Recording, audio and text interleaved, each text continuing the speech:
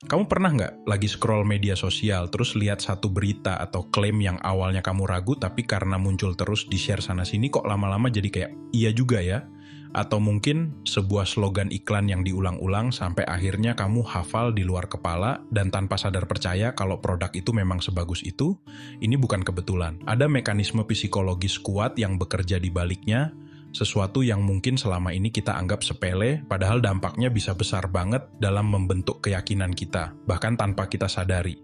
Fenomena ini di mana pengulangan informasi meningkatkan persepsi kebenarannya, bahkan jika informasi itu salah, dikenal luas dalam psikologi. Kita seringkali terpapar upaya pembentukan persepsi melalui repetisi ini, dan kesadaran akan hal ini adalah langkah pertama untuk melindungi diri. Di era digital ini, kecepatan dan volume informasi yang begitu masif justru memperparah kerentanan kita. Kita jadi lebih sering terpapar pesan yang sama dari berbagai sumber, yang mungkin tampak berbeda padahal berasal dari satu narasi besar yang sama, membuat teknik seperti fire hose of falsehood, penyebaran kebohongan dalam volume besar lewat banyak kanal, menjadi sangat efektif. Jadi, apa sih sebenarnya repetisi ini kalau kita bedah dari kacamata psikologi komunikasi? Ini bukan cuma soal ngomong atau nulis sesuatu berkali-kali, lebih dalam dari itu, ini tentang bagaimana otak kita, otak kamu, otak saya, merespons informasi yang datang bergelombang. Otak kita itu suka banget sama yang namanya efisiensi. Kalau sesuatu terasa familiar, otak kita nggak perlu kerja keras buat memprosesnya. Nah, kemudahan pemrosesan ini, atau yang disebut processing fluency, seringkali kita salah artikan sebagai tanda bahwa informasi itu benar atau valid. Ada juga yang namanya familiarity heuristic atau jalan pintas familiaritas. Simpelnya, otak kita punya kecenderungan untuk lebih percaya dan suka sama hal-hal yang sudah kita kenal. Ini mekanisme purba yang dulu mungkin membantu nenek moyang kita bertahan hidup. Misalnya memilih makanan yang familiar dan aman karena hal baru bisa jadi ancaman. Tapi di dunia modern yang penuh informasi, jalan pintas ini bisa jadi bumerang. Mekanisme processing fluency dan familiarity heuristic ini sebenarnya adalah pengaturan awal otak kita yang berevolusi untuk efisiensi. Namun di era informasi berlebih seperti sekarang, pengaturan awal ini justru menjadi semacam celah yang mudah dieksploitasi oleh repetisi. Inilah yang mendasari illusory truth effect atau efek ilusi kebenaran. Semakin sering kita dengar atau baca sebuah pernyataan, sekalipun itu nggak logis atau bahkan kita tahu itu salah di awal, lama-lama bisa terasa benar. Otak kita kayak capek menolak terus, atau lebih tepatnya, jalur familiaritas itu jadi lebih kuat daripada jalur analisis kritis kita. Simpelnya, otak kita punya kecenderungan untuk lebih percaya dan suka sama hal-hal yang sudah kita kenal. Ini mekanisme purba yang dulu mungkin membantu nenek moyang kita bertahan hidup. Misalnya memilih makanan yang familiar dan aman karena hal baru bisa jadi ancaman. Tapi di dunia modern yang penuh informasi, jalan pintas ini bisa jadi bumerang.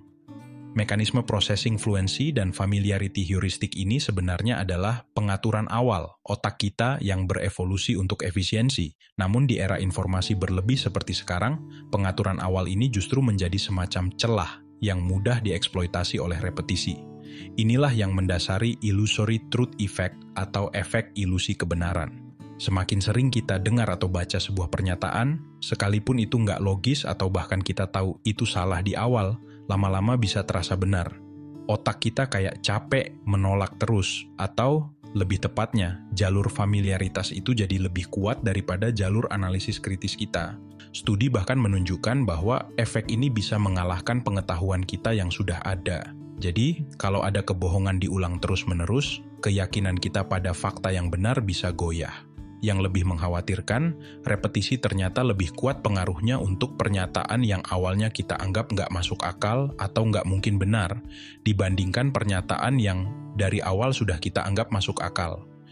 Ini menunjukkan bahwa repetisi tidak hanya memperkuat keyakinan yang sudah ada, tetapi juga mampu menciptakan keyakinan baru terhadap hal yang tadinya kita tolak secara rasional. Mungkin ini terjadi karena pernyataan yang sangat tidak masuk akal awalnya tidak banyak diproses secara mendalam, hanya ditolak mentah-mentah. Ketika diulang, familiaritas mulai terbentuk tanpa analisis mendalam yang terus-menerus, dan otak mulai menerima kehadirannya. Atau repetisi itu menormalisasi ide yang tadinya aneh. Coba deh kita perhatikan sekeliling kita. Teknik repetisi ini sebenarnya ada di mana-mana, seringkali kita nggak sadar jadi targetnya. Misalnya dalam hubungan, ada pasangan yang mungkin sering banget bilang, aku sayang kamu, aku nggak bisa hidup tanpa kamu. Diulang terus setiap hari, awalnya mungkin kita senang, merasa dicintai. Tapi kalau tindakannya nggak sejalan, misalnya dia posesif, nggak menghargai, atau bahkan kasar, kata-kata manis yang diulang-ulang itu bisa jadi alat manipulasi. Itu bisa bikin kita bingung, meragukan perasaan kita sendiri. Masa sih dia jahat? Kan dia bilang sayang terus. Pengulangan afeksi, meskipun nggak tulus, bisa membangun rasa nyaman dan keterikatan semu karena efek paparan berulang, atau mere exposure effect. Taktik seperti love bombing, yaitu serangan cinta dengan komunikasi dan pujian konstan di awal hubungan, adalah bentuk repetisi afeksi yang manipulatif. Sebaliknya, repetisi kebohongan atau pemutarbalikan fakta, seperti dalam gaslighting, juga merupakan inti dari manipulasi dalam hubungan, di mana pelaku terus-menerus menyangkal kenyataan korban. Lalu di media sosial, wah, ini sarangnya repetisi. Satu narasi, satu opini, bahkan satu potongan informasi yang belum tentu benar kalau diviralkan, di-repost, di-share berulang-ulang oleh banyak akun, apalagi kalau kita cuma bergaul di echo chamber atau ruang gema, lingkaran di mana semua orang punya pandangan yang sama, lama-lama narasi itu bisa kita anggap sebagai fakta. Algoritma media sosial juga seringkali membantu dengan menyodorkan konten yang mirip terus-menerus, memperkuat bias kita, dan bisa berujung pada fenomena seperti brain rot, yaitu penurunan fungsi kognitif akibat paparan konten berkualitas rendah yang berulang. Bahkan, teknik propaganda seperti Firehose of Falsehood secara spesifik mengandalkan volume tinggi dan repetisi pesan dari banyak kanal untuk menanamkan kebohongan dan membuat masyarakat kewalahan untuk memverifikasi. Di lingkaran pertemanan juga sama. Kalau ada satu gosip, satu penilaian tentang orang lain, atau satu aturan nggak tertulis yang terus diomongin di grup, lama-lama kita bisa ikut percaya atau bahkan ikut-ikutan tanpa berpikir kritis lagi. Ini yang kadang disebut groupthink, di mana keseragaman pendapat lebih penting daripada kebenaran, dan repetisi opini dominan memperkuat tekanan untuk konform atau menyesuaikan diri. Repetisi dalam konteks sosial ini seringkali bekerja secara implisit, membentuk norma dan keyakinan kolektif melalui paparan berulang terhadap perilaku, bahasa, atau ide tertentu, bukan hanya pernyataan eksplisit. Ini bukan hanya tentang percaya bahwa X itu benar, tapi juga tentang menerima X sebagai cara berpikir atau berperilaku yang wajar dalam kelompok ini. Nah, dari semua contoh tadi kita bisa lihat kan, repetisi itu punya dua sisi mata uang. Bisa jadi alat bantu belajar yang efektif, tapi bisa juga jadi senjata manipulatif yang sangat berbahaya. Kenapa bisa begitu? Pertama, karena otak kita cenderung lebih percaya pada apa yang familiar, bukan melulu pada apa yang benar secara logika atau fakta. Familiaritas yang dibangun lewat pengulangan itu ngasih rasa aman semu ke otak kita.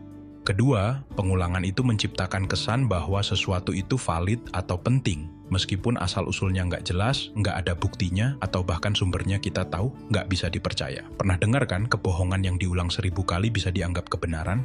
Itu bukan cuma kiasan. Ketiga, banyak orang, sadar atau nggak sadar, menggunakan repetisi untuk meyakinkan orang lain, menggiring opini, bahkan sampai pada titik mengendalikan cara berpikir orang lain. Ini bisa terjadi dalam skala kecil, kayak di hubungan personal, sampai skala besar kayak propaganda politik. Garis batas antara persuasi etis menggunakan repetisi, misalnya untuk pembelajaran atau penekanan poin penting, dan manipulasi repetitif seringkali tipis. Perbedaannya terletak pada niat, transparansi, serta dampaknya pada otonomi berpikir individu. Repetisi menjadi manipulatif ketika ia secara sengaja menyembunyikan kebenaran, mengeksploitasi kelemahan, atau bertujuan mengendalikan tanpa kesadaran penuh dari target. Kita perlu selalu bertanya, mengapa sebuah pesan diulang-ulang dan siapa yang diuntungkan jika kita percaya? Biar lebih kebayang, saya mau cerita 2 contoh kasus yang mungkin sering terjadi di sekitar kita atau bahkan pernah kita alami sendiri. Bayangin ada cewek, sebut saja Sarah, pacaran sama cowok namanya Bima. Bima ini setiap hari nggak pernah absen bilang ke Sarah, kita ini soulmate, kita cocok banget, aku nggak pernah nemu cewek kayak kamu. Diulang terus, padahal kalau dilihat dari luar, hubungan mereka itu penuh drama. Bima cemburuan, suka ngatur, kadang ngomongnya kasar. Tapi karena Bima terus-menerus mencuci otak Sarah dengan repetisi kalimat "kita cocok banget", lama-lama Sarah jadi percaya. Dia mulai mengabaikan tanda-tanda bahaya, merasionalisasi perlakuan buruk Bima, karena di kepalanya sudah tertanam kuat narasi bahwa mereka memang ditakdirkan bersama.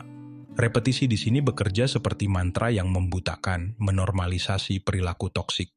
Semakin sering sebuah kebohongan atau justifikasi yang tidak adil diulang, semakin normal dan diterima hal tersebut terasa bagi korban, mengikis kemampuan mereka untuk melihat situasi secara objektif.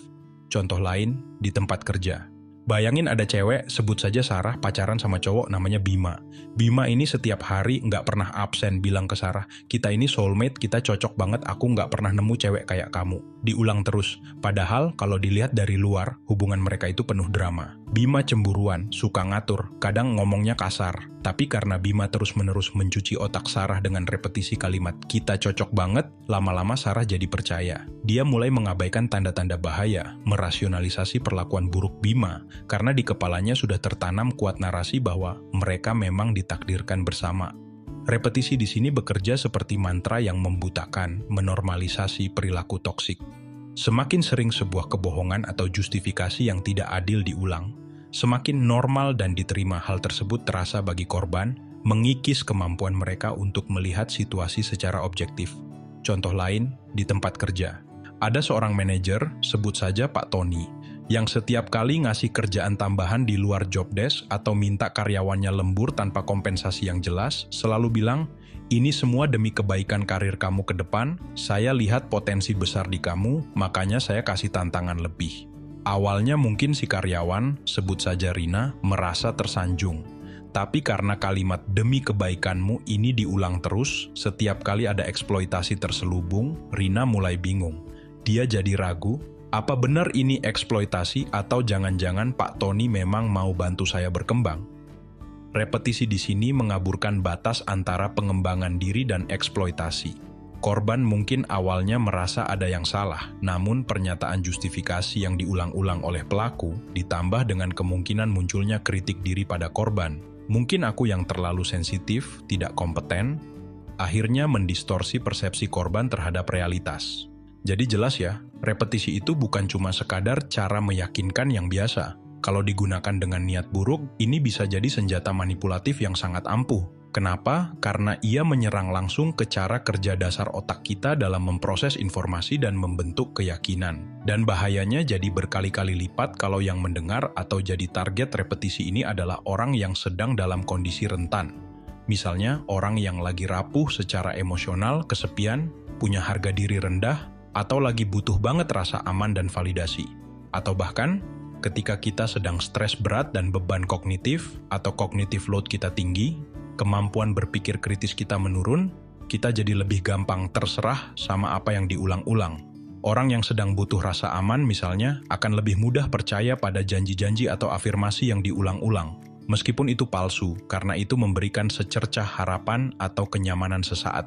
Manipulator seringkali sangat lihai membaca kebutuhan ini. Repetisi kata-kata negatif atau kritik juga bisa sangat merusak bagi orang yang rentan.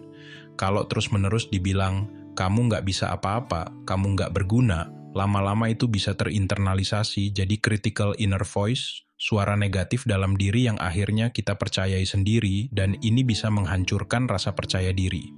Repetisi manipulatif menjadi senjata yang lebih tajam ketika dikombinasikan dengan muatan emosional yang kuat dan diarahkan pada individu yang sedang mengalami tekanan psikologis.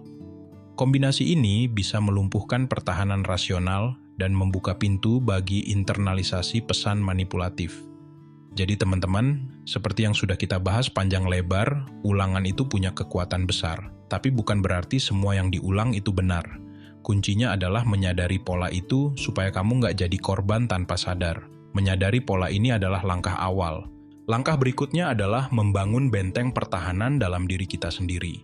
Ini bukan berarti kita jadi paranoid sama semua informasi yang diulang, tapi lebih kepada mengaktifkan radar kritis kita. Tanya lagi, cek lagi sumbernya, rasakan lagi dengan hati nurani dan logika kita. Apakah ini benar-benar masuk akal? Siapa yang diuntungkan kalau saya percaya ini? Apakah ada agenda tersembunyi di balik pesan yang terus-menerus diulang ini? Melawan manipulasi repetisi bukanlah tentang memiliki semua jawaban, tetapi tentang memelihara sikap skeptis yang sehat dan keberanian untuk mempertanyakan narasi dominan yang terasa terlalu familiar atau terlalu mudah dipercaya.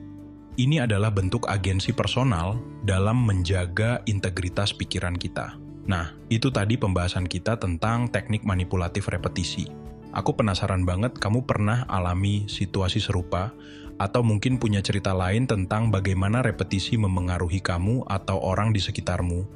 Cerita di kolom komentar ya, saya senang banget baca dan belajar dari pengalaman kalian semua. Siapa tahu cerita kamu bisa jadi pencerahan buat yang lain juga. Kalau kalian merasa video ini membuka wawasan baru dan ingin terus bareng-bareng menjelajahi jejak-jejak pemikiran lainnya bersama saya di channel Jejak Pemikiran, jangan ragu buat klik tombol like di bawah. Dan pastinya subscribe ya, biar kita bisa terus terhubung dan bertumbuh bersama. Setiap dukungan dari kalian itu berarti banget buat saya, jadi energi untuk terus bikin konten yang semoga bermanfaat. Terima kasih sudah menyimak sampai akhir, sampai jumpa di Jejak Pemikiran berikutnya.